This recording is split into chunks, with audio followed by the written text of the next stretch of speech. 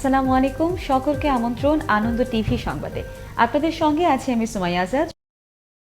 Major Sinha Rashid Khan হত্যা মামলার আসামি এপিবিএন সদস্য কনস্টেবল আবদুল্লাহ আদালতে স্বীকারোক্তিমূলক 5 ঘণ্টার জবানবন্দি দিয়েছেন 164 ধারায়। বুধবার জবানবন্দি নেয়ার জন্য তাকে সিনিয়র জুডিশিয়াল ম্যাজিস্ট্রেট তামান্না ফারার আদালতে তোলা হলে তিনি দোষ স্বীকার করেন। পটুয়াখালীর কলাপাড়ায় নির্মিত 1320 মেগাওয়াট পায়রা তাপবিদ্যুৎ কেন্দ্রের দ্বিতীয় ইউনিট থেকে উৎপাদিত 120 মেগাওয়াট বিদ্যুৎ প্রথমবারের মতো পরীক্ষামূলকভাবে যুক্ত হল জাতীয় গ্রিডে। বুধবার সন্ধ্যা 6টায় এই সঞ্চালন লাইন সফলভাবে চালু করা হয়। 136 কিলোমিটার দীর্ঘ ডবল সার্কিটের হাই ভোল্টেজ লাইনটি কলাপাড়ার পায়রা তাপবিদ্যুৎ কেন্দ্র থেকে পটুয়াখালী সদর হয়ে গোপালগঞ্জ জেলার মকসুদপুর উপজেলায় নবনির্মিত গ্রিড উপকেন্দ্রে যুক্ত হয়। বিষয়টি নিশ্চিত করেছেন পায়রা তাপবিদ্যুৎ কেন্দ্রের উপবিভাগীয় প্রকৌশলী জর্জিস তালুকদার। লালমনিরহাটে 10 কেজি গাঁজা পাচারের সময় পারভেজ নামের একজনকে আটক করেছেন হাতীবান্ধা থানা পুলিশ। বুধবার হাতীবান্ধা উপজেলার রেল ক্রসিং এলাকায় গাঁজাসহ একটি প্রাইভেট কার আটক করা হয়। প্রাইভেট কার চালক পারভেজ মাদক ব্যবসার সঙ্গে জড়িত থাকার কথা পুলিশের কাছে স্বীকার করেছেন। জামালপুর জেলার শিল্প শহর হিসেবে পরিচিত সরিষাবাড়ী উপজেলা। এই উপজেলায় দেশের সবচেয়ে বড় যমুনা সার কারখানা সহ রয়েছে বেশ কয়েকটি জুট মিল। ছোট বড় রয়েছে অসংখ্য শিল্প কারখানা। অথচ উপজেলাটির ভাটারা কেন্দুয়া কালীবাড়ি হয়ে জেলা সদরে যেতে যাতায়াতের মূল রাস্তাটির বিধ্বস্ত অবস্থা। যাতায়াতকারীদের পোহাতে হচ্ছে সীমাহীন দুর্ভোগ। জামালপুর জেলার প্রতিনিধি রকুনুজ্জামান রকুনের প্রতিবেদনে ডেস্ক রিপোর্ট। প্রায় 8 থেকে 10 বছরেও কোনো সংস্কার হয়নি জামালপুরের সরিষাবাড়ী উপজেলার কালীবাড়ি ভাটারা হয়ে সরিষাবাড়ি পর্যন্ত প্রায় 24 কিলোমিটার দীর্ঘ এই সড়কটির। বিশেষ করে ভাটারা থেকে পপুলার পর্যন্ত 4 কিলোমিটার সড়কের দুপাশে মাটি সরে গিয়ে রাস্তাটি ভেঙে শুরু হতে হতে প্রায় পায়ে হাঁটা পথে পরিণত হয়েছে। এই সড়কে বাস ট্রাক ছাড়াও যাত্রীবাহী সিএনজিগুলোকে চলাচল করতে হয় অত্যন্ত ঝুঁকি নিয়ে। প্রায় বাস ট্রাক সিএনজি উল্টে ঘটছে দুর্ঘটনা। এই টিবুলপার মোড় থেকে যে সরিষাবাড়ি পপুলার পর্যন্ত যে রাস্তাটা, এই রাস্তাটার যে বেহাল অবস্থা, এখানে একটা গাড়ি চলতে গেলে মনে করেন যে আরেকটা গাড়ি ক্রসিং হয়ে পার হওয়ার কোনো সম্ভাবনা নাই, খালি অ্যাক্সিডেন্টের প্রতি নিয়ত অ্যাক্সিডেন্টের ভয়। বিকল্প রাস্তা না থাকায় জীবনের ঝুঁকি নিয়ে এই পথে চলাচল করতে হচ্ছে জনসাধারণকে।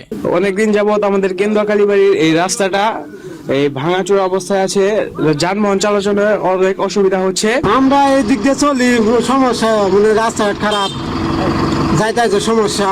যাতায়াতে অসুবিধার কথা জনে জনে। একটা গাড়ি ঠিক মতো চললেও পাশাপাশি দুটি গাড়ি চলার মতো পর্যাপ্ত স্থান নেই সড়কটিতে।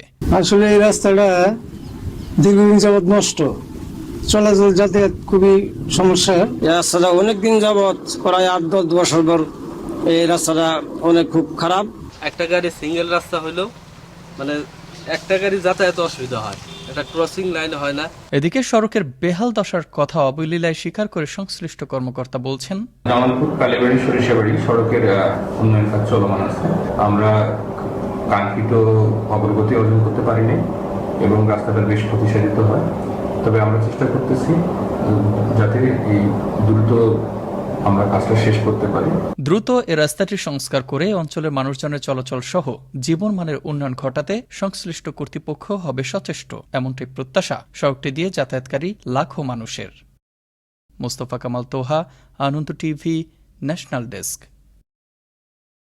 নারায়ণগঞ্জের ফতুল্লায় খুন হলেন জামাল হোসেন নামের এক সৌদি প্রবাসী। বৃহস্পতিবার দুপুরে দাপা ইদ্রাকপুর এলাকায় নিজ বাড়িতে খুনের ঘটনা ঘটে। ঘটনায় সম্পৃক্ততার সন্দেহে নিহতের স্ত্রী শারমিন আক্তারকে গ্রেফতার করতে সক্ষম হয় পুলিশ। নিহতের মেয়ে সামি আক্তার জানান, বৃহস্পতিবার দুপুরে টয়লেটের ভেতরে রক্তাক্ত অবস্থায় বাবার মৃতদেহ দেখতে পায় সে। পরে স্থানীয় থানা পুলিশকে খবর দিলে এসে লাশ উদ্ধার করে মর্গে পাঠানো হয়।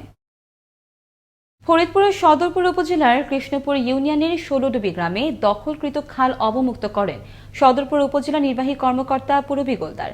বুধবার বিকেলে উপজেলা সহকারী কমিশনার সজল চন্দ্রশীলকে নিয়ে অভিযান পরিচালনা করেন তিনি। এতে জনমনে নেমে এসেছে স্বস্তির ছায়া। ময়মনসিংহের ভালুকায় পৈতৃক জমি উদ্ধার ও জীবনের নিরাপত্তা চেয়ে সংবাদ সম্মেলন করেছে এক অসহায় পরিবার। বুধবার দুপুরে ভালুকা প্রেস ক্লাবে সাংবাদিক সম্মেলনের আহ্বায়ক স্বপন ঢালি লিখিত বক্তব্যে বলেন, পিতা গফুর ঢালি মারা যাওয়ার পর 2 কোটি টাকা মূল্যে 23% জমি এটি কোম্পানি জোরপূর্বক দখলে রেখে আত্মসাতের চেষ্টা করেছে। থানায় জিডি করায় প্রতিনিয়ত প্রাণনাশের হুমকি দিচ্ছেন তারা। সংবাদ সম্মেলন প্রশাসনের সুদৃষ্টি কামনা করেছেন ভুক্তভোগীরা। এই ছিল এখনকার মতো।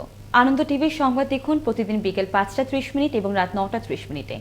করোনা থেকে আপনি এবং আপনার পরিবারকে সুরক্ষিত রাখতে স্বাস্থ্যবিধি মেনে চলুন। আনন্দ টিভির সঙ্গে থাকার জন্য সকলকে ধন্যবাদ।